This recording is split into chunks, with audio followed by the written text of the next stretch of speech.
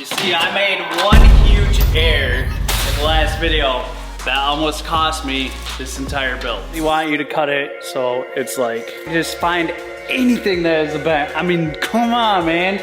We gotta figure this out. But you see, I'm thinking that I can save it because we have new frame rails. And guys, if you're new to the channel, I make all the mistakes, so you guys don't have to make the mistakes. And this time, I am not gonna make a mistake. Now I'm gonna take better measurements. It's key. Last few months I've been working on this build and I've been, you know, hoping and trying to fix it. And you guys know, I made a huge error. What is wrong with the frame rail? And the fact that is, I welded it in wrong. Well, today, we're gonna try to fix that mistake and try to fix this frame rail once, and I'm hoping that this is the last video. Finally scored, and I think that it's right. So, because I have been doing a lot of things in the background, fixing a lot of things like finishing up the fenders. There's a really cool video of the interior. I think I did a pretty good job, actually. I did working on the headlights. Oh yes, this worked. I'm super excited, but all that I can't complete until I get this frame rail right. Also, I'm gonna be moving this motor because it is not sitting right. Let's just say I've done a lot of things wrong. We're gonna make it right. So, first things first, let's lay out these, let's clean them up, let's make them look good. I don't wanna make this mistake again. All the dirt and grime from the frame rails so that I get a nice clean surface so I can make a nice line and have a very nice cut. From there, I put them on the lift so that I had a nice flat surface so I could take my measurements and attach the crash bar so I can also take the measurements in between the crash bar and kind of know a little bit better of how this thing's supposed to line up.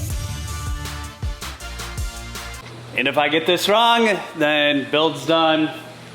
It's all done. So, gotta get this right. Thumbs up, thumbs up. I checked my measurements a few more times, and then I even made this cardboard cutout to make sure that the shape of the frame rail is correct. Because this time, I'm checking my work 2, 3, 4 times.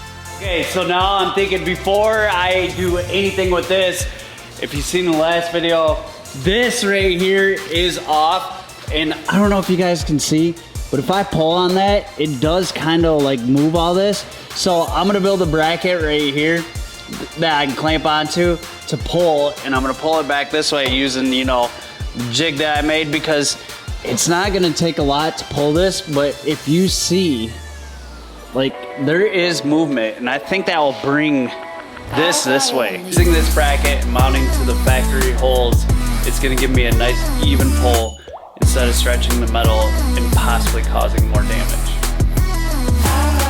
I really think I got it figured out. I know you guys probably don't believe me. Yeah, come on, you don't know what you're talking about. But let me show you, I think I got this figured out. I really do think that I do this. If you see right here, this right here is separated. And a few videos ago, I talked about that I thought that this frame rail kind of got squished. See, the impact, I think, pushed this and actually stretched it up and did squish this. Let me show you how I kind of figured this out. Because if you remember in the other video, I told you, like, I feel like it was a long angle of where it split at.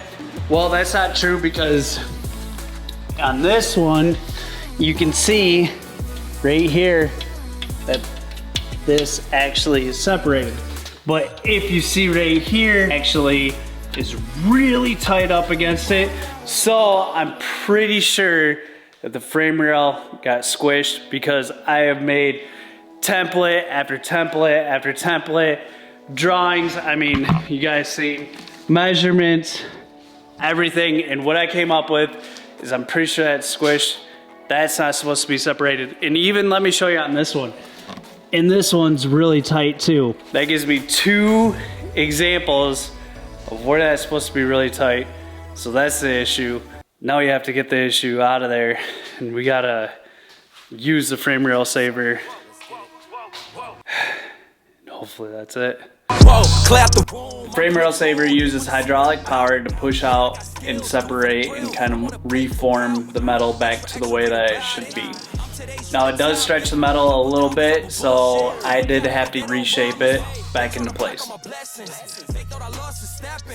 Okay, so I have measured twice, 3, 4 times, made diagrams as you guys seen, and it's just time to cut this thing off. It's time to go for it. If I ever plan on driving this Bentley, getting this Bentley to work, I have to cut this frame rail off. So let's get to cutting this thing off. Let's tack it on there, and it might have to go to a frame shop. They might have to pull it a little bit. Being very careful, I cut on the other side of the tape to make sure that I get a nice even cut, and then from there I clean off any debris that was left over from cutting, and then make a test fit to make sure that everything is lining up perfectly.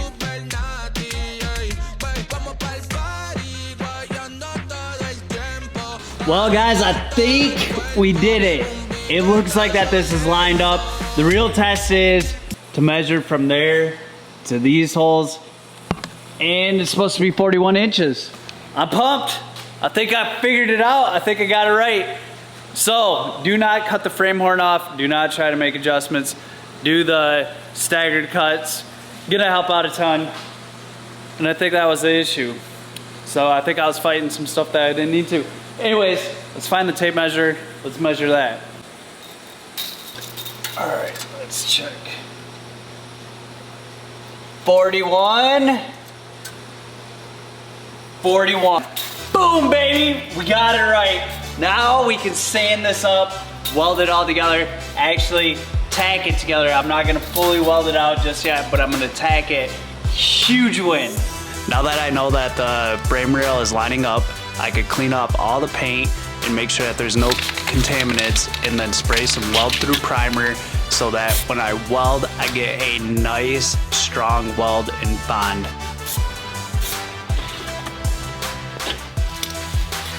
Time to weld. Okay, so now we got everything tacked in here. This is way better than what it was before. This right here, nice and straight, looks good.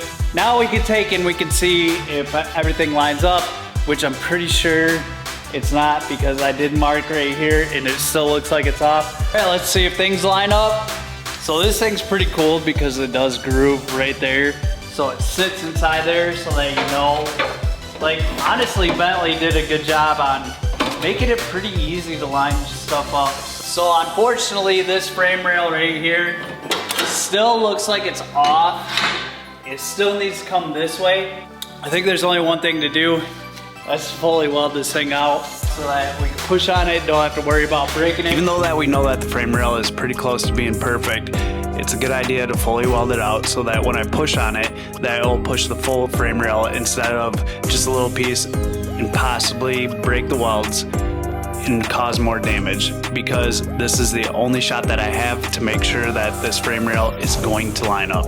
Okay, now we got these both welded completely in there. They're not coming out, they're staying. I think I am gonna have to probably take this to a frame machine because they're gonna have to pull it. It's not a lot either. Like, the Porter Power does just a couple pumps, it pushes it over, but unfortunately, you gotta push it past. Looks like that's what we're gonna have to do. But we'll clean this all up. We'll make this look good, paint it. We're gonna fix all this up too. And I'm super pumped that we finally are making progress. Progress, key, very important. Keep moving. And since that we're making such good progress, I cleaned off all the welds and started getting it prepped for paint. And then my dad decided to stop by to see if we could push this frame rail over one last time. Watch your face. Sketchy. Okay. The bolt. Okay, we might be getting somewhere. It is slowly moving over, but this is gonna be a slow, tedious process. Even though that pushing this frame rail slowly takes a long time, it's still progress. But then we realized while pushing the frame rail over that the strut tower was a little bit off, or the shock was a little bit off. So I decided to loosen up the strut tower and move everything over so that if there was any tension, that it would give it the best shot of lining up and wouldn't cause any problems. Yes, we did it. We got it right. Don't know how, but it is right. We have all these holes line up now. We can get bolts. This is in here, and that I measured is nice, centered to everything. So in the next video, I think that we're gonna be able to start working on welding this in. But other than that, we got the frame right. That was important. So if you like this video, be sure to give it a thumbs up. If you want to see more of the Bentley build, be sure to hit that subscribe button. This video is over, and peace. Yeah, 500 days ago was right. We should have did that.